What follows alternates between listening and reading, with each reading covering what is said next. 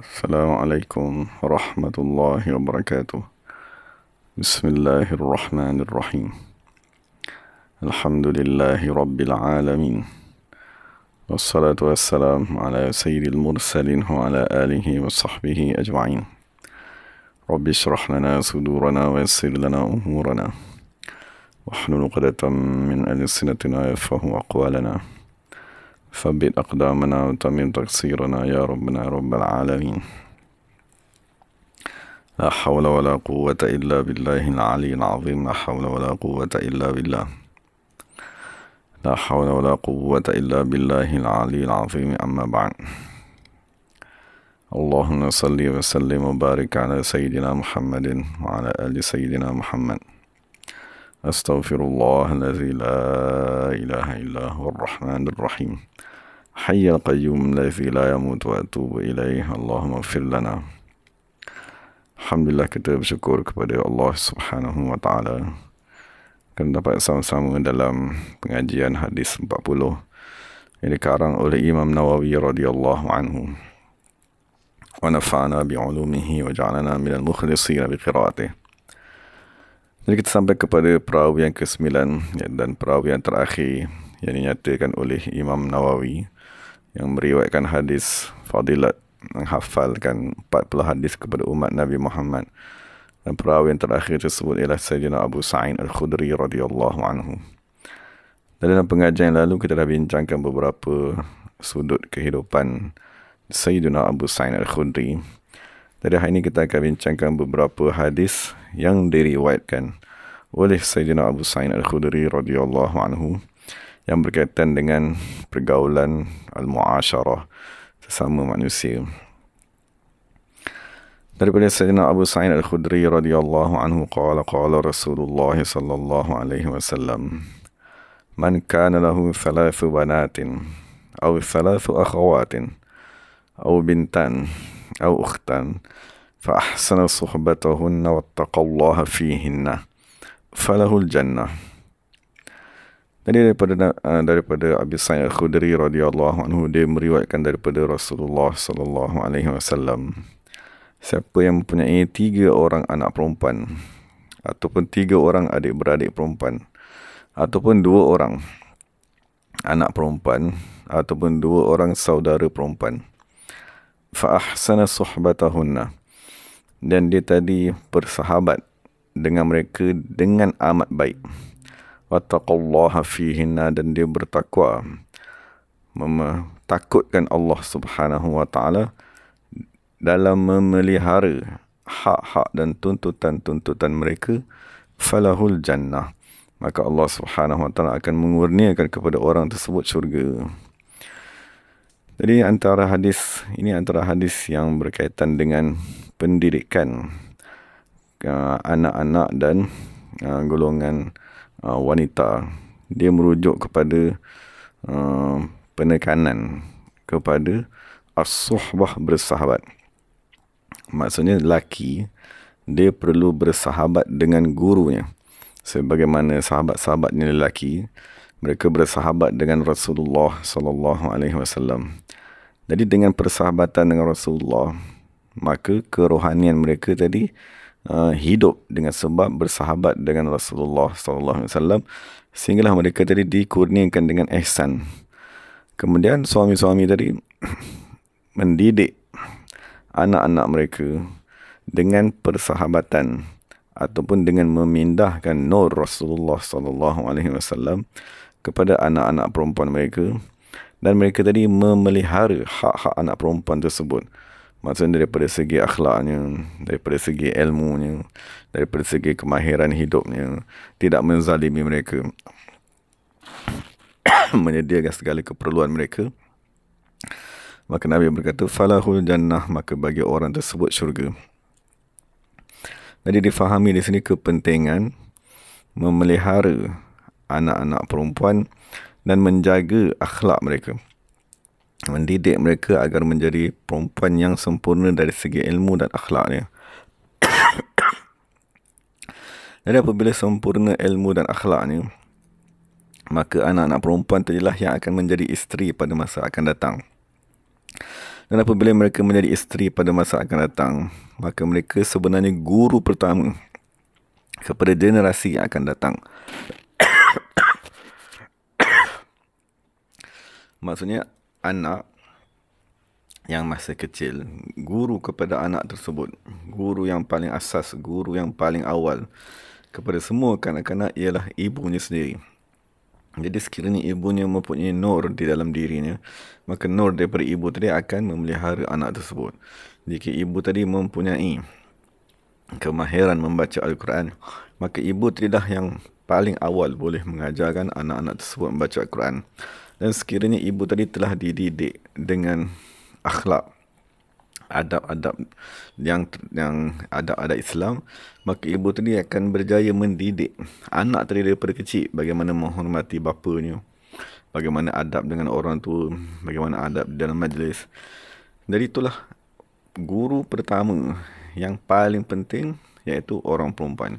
Jadi Nabi berkata kepada sahabat-sahabatnya, sesiapa yang mempunyai saudara-saudara perempuan, adik-beradik perempuan, ataupun dikurniakan dengan anak-anak perempuan, lalu membaiki akhlak mereka dengan persahabatan tersebut dan memelihara segala hak-hak Allah pada mereka, falahu jannah, maka orang tersebut akan dikurniakan dengan syurga. Jadi itu hadis pertama lah yang kita boleh bincangkan daripada sudut pergaulan sesama manusia, yang diistilahkan sebagai hablum minan nas. Hadis yang teruskan daripada Sayyidina Abu Sa'id Al-Khudri radhiyallahu anhu, anna Rasulullah sallallahu alaihi wasallam qala, at-tajirul aminus saduq ma'an nabiyyin was-siddiqin wasyuhada. Maknanya peniaga yang amanah dan benar, maka dia akan bersama-sama dengan nabi-nabi dan orang-orang siddiq dan orang-orang yang menyaksikan.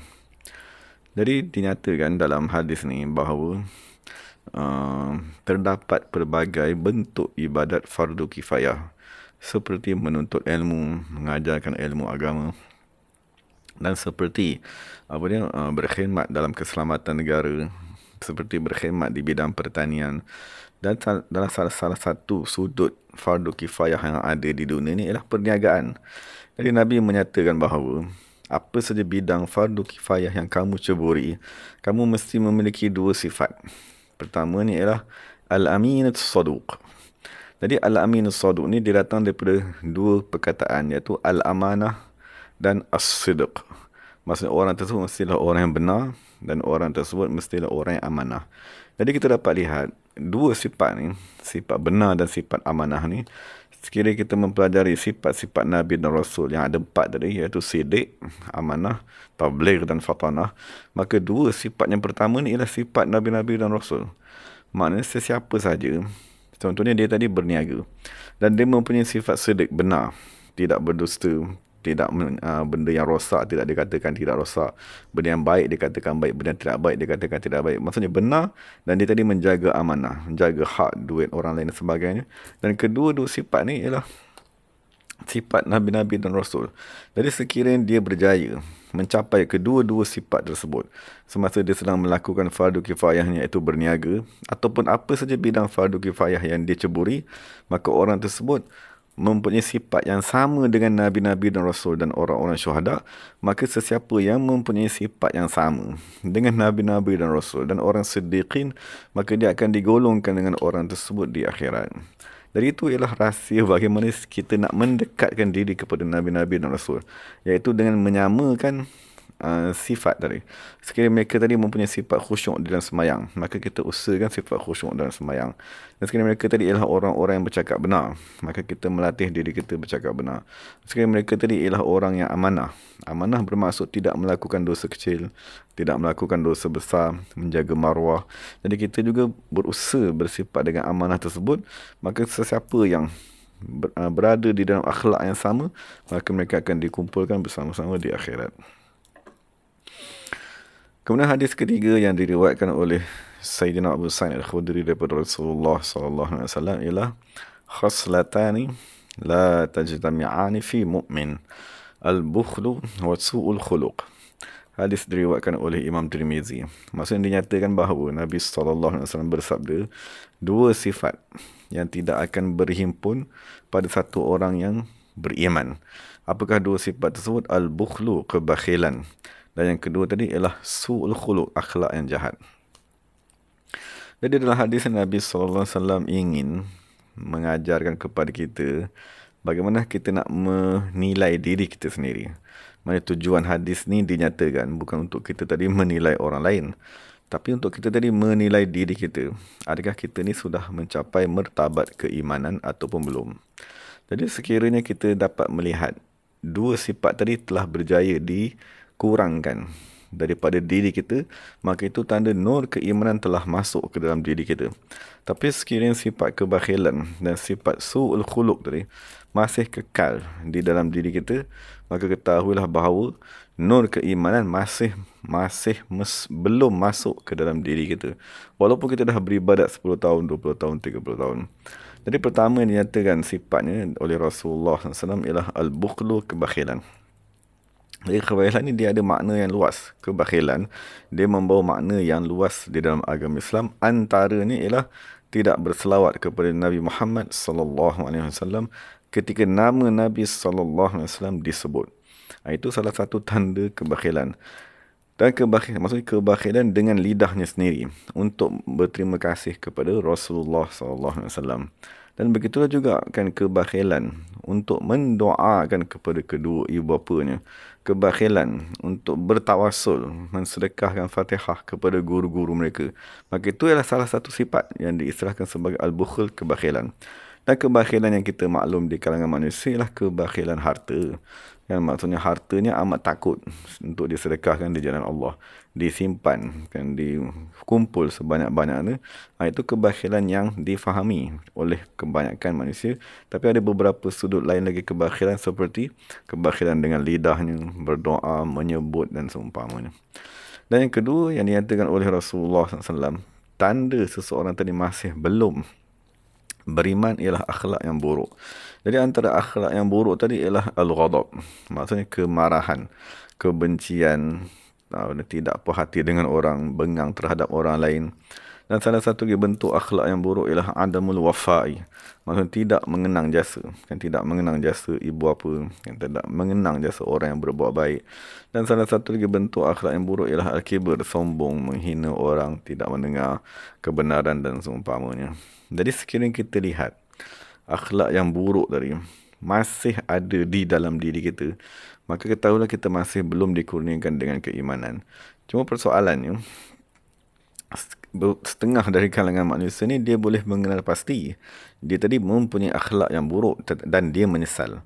Itu orang yang sudah berada di tingkatan nafsu, dah masuk kepada nafsu lawamah tadi. Maksud dengan sebab ibadat ni yang panjang, kan, Allah Ta'ala meletakkannya dalam satu keadaan yang dia boleh menyedari dia tadi sedang melakukan kesalahan.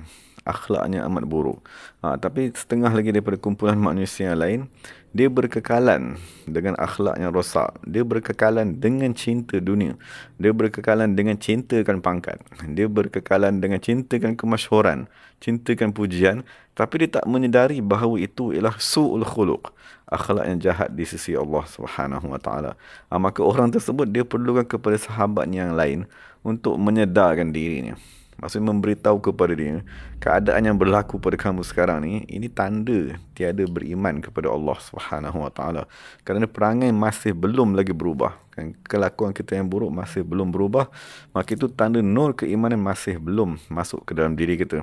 Kenapa bila nur keimanan masuk saja ke dalam, dia mesti berlaku perubahan sifat. Seperti seorang tadi akan bersifat dengan sifat malu, kan, seorang tadi akan kurang bercakap perkara yang sia-sia, akan khusyuk di dalam solatnya, akan mengambil berat tentang ibadatnya, tentang hubungannya dengan Allah, akan cinta kepada berzikir kepada Allah Subhanahu Wa Taala.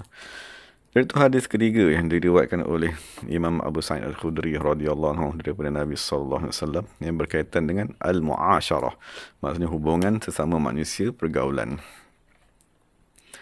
Jadi untuk penutup ni kita dengar satu ungkapan daripada Sayyidina Abu Sa'id Al-Khudri tentang wasiatnya apabila dia tadi ingin kembali kepada Allah Subhanahu Wa Taala. Dari Sayyidina Abu Sa'id Al-Khudri radhiyallahu anhu berkata, tiada mana-mana jenazah Melainkan jenazah tadi akan bercakap dengan orang yang mengusungnya ke tempat ke kubur tadi. Jadi sekiranya jenazah tadi ialah jenazah yang beriman dan Allah redha dengan jenazah tadi, maka jenazah tadi akan berkata, aku minta daripada kamu semua yang sedang mengusung daku ni, maka hendaklah kamu mensegerakan daku. Dan sekiranya jenazah tersebut kafir dengan Allah Ta'ala dan Allah murka kepada jenazah tersebut, maka orang yang jenazah tadi akan berkata kepada orang yang mengusungnya, aku mohon agar kamu mengembalikan daku semula ke tempat, ke rumahku. Jangan kamu bawa daku ke kubur tersebut. Jadi Sayyidina Abu Sa'id Al-Khudri berkata, fama min syai'in illa wa huwa yasma'uhu illa thaqalain. Tiada satu makhluk pun, binatang, langit, bumi, tanah, semua mendengar percakapan jenazah tersebut melainkan manusia dan jin. Jadi sekiranya manusia, dan dikata falau annal insan sami'u khara'a wa jaza', dan sekiranya manusia mendengar percakapan jenazah tersebut, nescaya dia akan ditimpa dengan kegerunan dan ketakutan. Jadi Sayyidina Abu Sa'id Al-Khudri ingin mengajar kepada kita ataupun ingin menegaskan kepada kita bahawa kematian bukanlah kebinasaan seseorang. Kematian ialah putus hubungan antara kita dengan orang tersebut, tetapi orang tadi dia kekal. Dia kekal seperti mana diri ni semasa kita hidup bersama-sama dengan dia di dunia. Masa apabila seseorang kawan kita mati ataupun ada orang meninggal dunia, sebelum dia meninggal dunia, kita boleh bercakap dengan dia. Kita boleh bersembang dengan dia. Dan kita boleh berjalan dengan dia ke tempat-tempat yang kita ingini. Tetapi apabila dia tadi telah meninggal dunia, maka hubungan tadi terputus. Tetapi orang tu ada. Kerana orang tu masih mempunyai perasaan yang sama. Dia ingin berkawan. Maksudnya dia ada perasaan takut. Dia ada perasaan gembira. Jadi yang nak pengajarannya kepada diri kita ialah hendaklah kita tadi bersedia untuk kematian tersebut. Jangan kita merasakan bahawa, oh mati selesailah segala masalah aku. Lebih baiklah daku mati daripada daku hidup. Dan sebagai orang yang ditimpa masalah, dia kata lebih baik dia mati atau pada sampai keadaan manusia tadi dia membunuh diri. Jadi keadaan tersebut salah. Itulah salah faham tentang roh tadi. Kerana kita hendaklah mengetahui roh tidak binasa. Kan roh ialah salah satu makhluk Allah Subhanahu Wa Taala yang kekal selama-lamanya, berpindah daripada satu alam kepada satu alam. Jadi roh kita tidak akan binasa. Maknanya kesedaran kita yang Allah Ta'ala cipta, yang Allah Ta'ala kurniakan kepada kita ni berkekalan. Maka kita usahalah supaya diri kita berada dalam kebahagiaan selama-lamanya di dunia dan di akhirat. Dan daripada Sayyidina Abu Sa'id Al-Khudri, tak kala dia tadi hampir meninggal dunia, maka dia menyeru beberapa orang sahabat-sahabat ni. Kita bincang sebagai penutup ni lah kewafatan sahabat yang agung Sayyidina Abu Sa'id Al-Khudri. Dan apabila Sayyidina Abu Sa'id dia berada di hujung-hujung hayatnya, dia menyeru beberapa orang sahabat-sahabat yang masih ada di zaman tersebut. Maka yang hadir antaranya Ibnu Abbas, Ibnu Umar, Anas bin Malik, Jabir bin Abdullah radhiyallahu anhum. Maka dia berkata kepada sahabat-sahabat yang hadir tadi, jangan, wahai sahabat-sahabatku, sekiranya aku meninggal dunia, maka janganlah sekali-kali anak-anakku tidak mendengar arahan daripada kamu. Maksudnya dia kata, hendaklah apabila aku meninggal dunia, kamu yang menguruskan daku. Maksudnya jangan biarkan ahli keluargaku, mereka yang berebut-rebut ataupun mereka yang menuntut hak untuk menguruskan daku. Jadi Sayyidina Abu Sa'id berkata, sekiranya daku meninggal dunia, fakaffinuni fi thiyabil lati kuntu usalli fiha wa adhkurullaha fiha. Jadi tengok betapa kefahaman sahabat tentang ibadat tadi. Maksudnya Abu Sa'id Khudri berkata, apabila aku meninggal dunia, hendaklah kamu kafankan aku dengan pakaian. Maksud kita maklum kita ada pakaian di dalam seperti jubah. Kemudian barulah kita balut seseorang tadi dengan kain kafan di luar sebanyak 3 lapis. Jadi apakah pakaian di dalam tadi? Maka dia kata, gunakanlah pakaianku ataupun jubahku yang dah aku gunakan untuk semayang, dan jubah yang dah aku gunakan untuk berzikir mengingati Allah Subhanahu Wa Taala. Dan yang keduanya dia kata, aku telah menyediakan kain kafan di rumahku, maka kamu ambillah kain kafan tersebut, gunakan kain kafan tadi untuk mengkafankan daku. Dan dia kata apabila daku dah meninggal dunia, kan, serta merta kamu hidupkanlah atau pasanglah bakarlah wangi-wangian untuk mengelakkan ada bau-bau yang tidak elok. Dan jangan sekali-kali kamu memasang kemah-kemah di atas kubur berkekalan di atasnya dan letakkanlah di atas katil ataupun tempat baringanku sebelum aku dikebumikan. Dia letaklah satu kapet yang diistilahkan sebagai qatifah urjuan, dan dia kata jangan iringi jenazahku dengan api, dan jangan kamu keluar semasa mengiringi jenazahku dengan dengan orang yang menjerit-jerit menangis. Jadi itu wasiat daripada Sayyidina Abu Sa'id Al-Khudri. Maksudnya apa yang nak kita pelajari daripada perbuatan Sayyidina Abu Sa'id tadi, maksudnya dia hendaklah mencari pakaian yang paling banyak dia gunakan untuk beribadat kepada Allah. Kerana kita maklum pakaian tersebut akan menjadi saksi. Inilah pakaian yang menjadi saksi dia ni adalah orang yang semayang. Inilah pakaian yang menjadi saksi dia ni orang yang berzikir. Jadi difahami daripada situ, disunatkan agar kita tadi menggunakan pakaian yang sama semasa kita ingin berzikir dan semasa kita tadi ingin menunaikan ibadat. Maksudnya pakaian khusus untuk kita tadi beribadat selama 10 tahun, 20 tahun sepanjang kita beribadat. Maka apabila kita meninggal dunia, kita wasiatkanlah agar inilah pakaian, gunakanlah pakaian ini sebagai pakaian di dalamku kan sebelum dia tadi dikafankan. Dan dia juga mewasiatkan tentang 3 perkara, iaitu meninggalkan membuat kemah dan tidak menggunakan api, dan jangan meratapi kematiannya. Dan sebelum dia meninggal dunia di saat-saat akhir, maka dia berkata kepada anaknya Abdul Rahman, sesungguhnya aku telah tua, dia kata. Sayyidina Abu Sa'id berkata kepada anaknya, dan ramai daripada sahabat-sahabatku telah meninggal dunia. Maka dia kata kepada anaknya, wahai anakku, peganglah tanganku. Maka Abu Sa'id Al-Khudri radhiyallahu anhu dia berpaut kepada anaknya dan dia berjalan ke satu tempat yang jauh di hujung perkuburan Baqi' tadi, tempat yang tiada sesiapa pun dikebumikan di situ. Maka Sayyidina Abu Sa'id berkata kepada anaknya, wahai anakku, sekiranya daku meninggal dunia, kamu kebumikanlah daku di sini. Maksudnya jangan kamu tadi membuat kemah ataupun jangan mengiringi dengan api, dan jangan menangis-menangis. Dan satu lagi pesanannya, jangan kamu beritahu kepada sesiapa pun daku tadi mati, dan gunakanlah jalan ini, laluan ni, untuk kamu tadi bawa daku kepada kubur, dan kamu jalanlah dengan segera mengkebumikan daku. Itu salah satu wasiat daripada Sayyidina Abu Sa'id Al-Khudri. Dan apabila dia meninggal dunia pada hari Jumaat, maka anak dia berkata, aku pun tak nak bagi tahu kepada orang sebab bapa aku wasiatkan agar tidak memaklumkan kepada manusia. Tapi macam mana sekalipun kan, sahabat-sahabat yang lain ataupun tabi'in, mereka mengetahui Abu Sa'id Al-Khudri meninggal dunia. Mereka semua pergi menunggu di kubur, dan mereka bertanya, bilakah kamu nak mengeluarkan bapa kamu tadi untuk kita kebumikan? Maka anak dia berkata, apabila aku selesai menguruskan jenazah, kafan dan semuanya, nasib aku akan mengeluarkannya. Maka manusia telah berkumpul dengan ramai di tanah perkuburan Baqi'. Jadi difahami daripada situ betapa rendah dirinya sahabat. Kan maksudnya dia tadi mewasiatkan agar dikebumikan jauh, di tempat yang paling jauh sekali kan, agar dia tadi tidak diketahui, tidak dikenang. Dan dia tadi juga mewasiatkan agar tidak memberitahu kepada sesiapa. Maksudnya tak dimasyhurkan kematiannya. Dan dia tadi minta supaya tanam segera-segera, dan supaya orang pun tak tahu aku meninggal dunia. Jadi itulah tanda betapa sahabat-sahabat radhiyallahu anhum, mereka tidak memandang diri mereka sebagai pembesar. Mereka tidak memandang diri mereka sebagai orang yang agung. Mereka tak memandang diri mereka mesti dimuliakan. Dan mereka tidak memandang diri mereka tadi mempunyai amalan. Bahkan mereka berkata, kebumikan daku seperti orang biasa je. Tak payah nak diheboh-hebohkan kan, tak payah nak dibuat besar-besaran. Aku ialah manusia biasa kan, salah seorang daripada manusia yang banyak berdosa. Maka begitulah sahabat-sahabat tidak memandang kepada diri mereka dan amalan mereka.